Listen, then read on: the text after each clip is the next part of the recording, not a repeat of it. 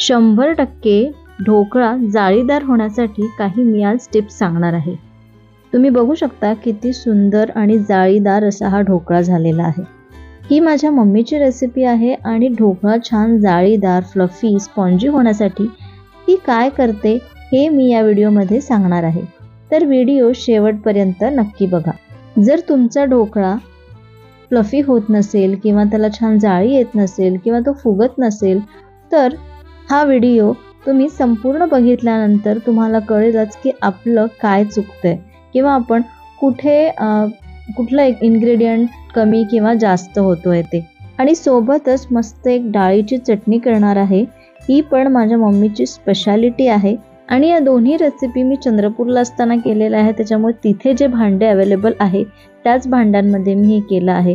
So don't mind. आणि चला आजच्या आपल्या या ढोकळ्याच्या रेसिपीला सुरुवात करूया।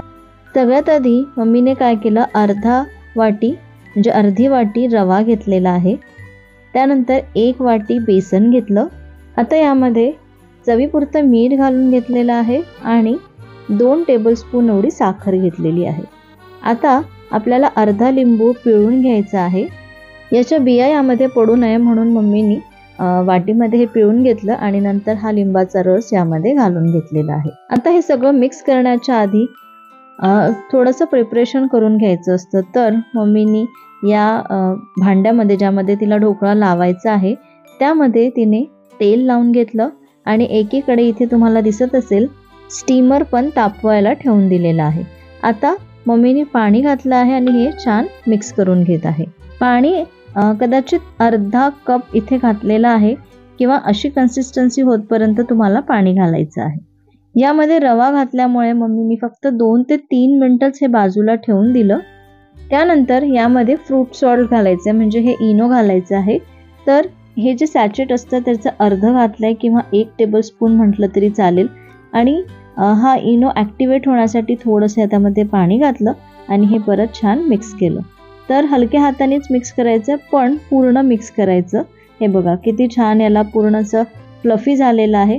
असं झालं पाहिजे म्हणजे आपला ढोकळा 100% फुगतो। तर इथे असा पांढरा रंग किंवा फेस आलेला दिसतंय, इथपर्यंत आपला असं बॅटर झालं पाहिजे। आता हा डबा गरम झालेल्या स्टीमरमध्ये ठेवून द्यायचा आहे। स्टीमरमध्ये खाली पाणी टाकायचं, ते पाणी छान गरम होऊ द्यायचं। त्यानंतर हा डबा ठेवायचा आणि आता याला आपण बंद करून 15 मिनिटं वाफ काढायची आहे। हे बघा 15 मिनिटं झालेले आहे आणि गॅस बंद केला आणि तुम्ही बघू शकता ढोकळा असा छान वर आलेला आहे, फुगलेला दिसतोय। आता मम्मी यासाठी तडकात करून घेणार आहे। तर एका छोट्याशा पातेल्यामध्ये तेल घेतलं 2-3 टेबलस्पून, कारण परत अजून एक बॅच लावायची होती म्हणून तेल थोडं जास्त घेतलं। त्यानंतर मोहरी छान तडतडू दिली आणि नंतर यामध्ये कढीपत्ता घातलेला आहे। आता ही फोडणी आपण या ढोकळ्यावरती टाकून घेऊ। इथे तुम्हाला जर पाहिजे असेल तर तुम्ही हळद पण घालू शकता, पण मम्मीनी हळद घातली नाहीये। कधी कधी काय होतं, सोडा वगैरे घातल्याने हळदीचे असे लाल असे पॅचेस येतात, त्याच्यामुळे फॉर सेफर साईड तिने घातलेलं नाहीये। पण जर तुम्हाला पिवळा छान ढोकळा असा आवडत असेल तर थोडीशी हळद तुम्ही घालू शकता।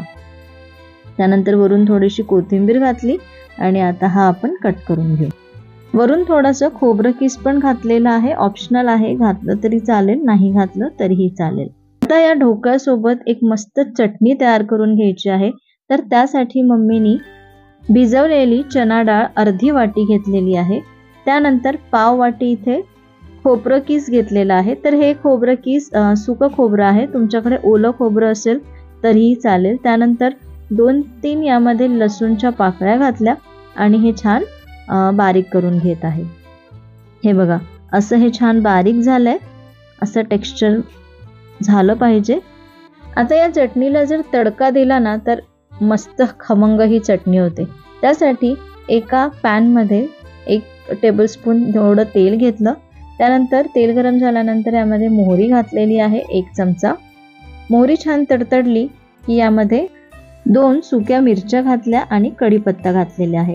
तर ही जी सुकी मिरची आहे ती तिखट आहे, लवंगी मिरची आहे, म्हणून इथे मम्मीने नंतर ग्रीन मिरची म्हणजे हिरवी मिरची वगैरे काही घातली नाही।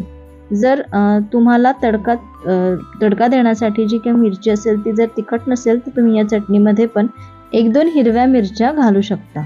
आता या फोडणीमध्येच ही चटणी घालून घेतलेली आहे आणि हे छान मिक्स करायचं आहे.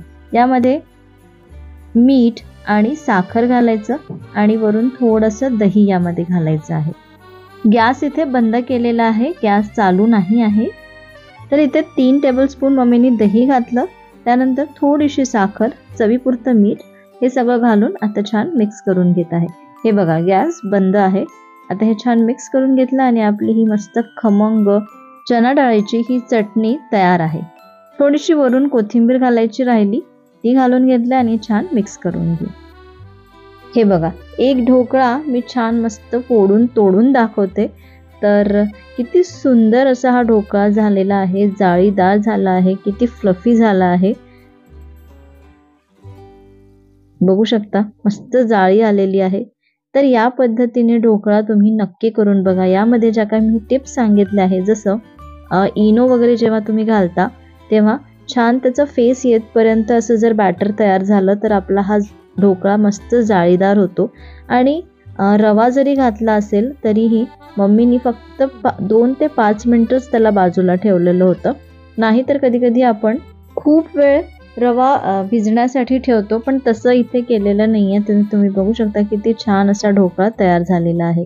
या इन्स्टंट ढोकळ्याची रेसिपी तुम्हाला आवडली असेल तर एक लाईक नक्की करा, जास्तीत जास्त शेअर करा आणि अजूनपर्यंत चॅनलला सबस्क्राईब केलं नसेल तर नक्की सबस्क्राईब करा. पुन्हा भेटू अशाच एका मस्त रेसिपीसोबत. तोपर्यंत धन्यवाद.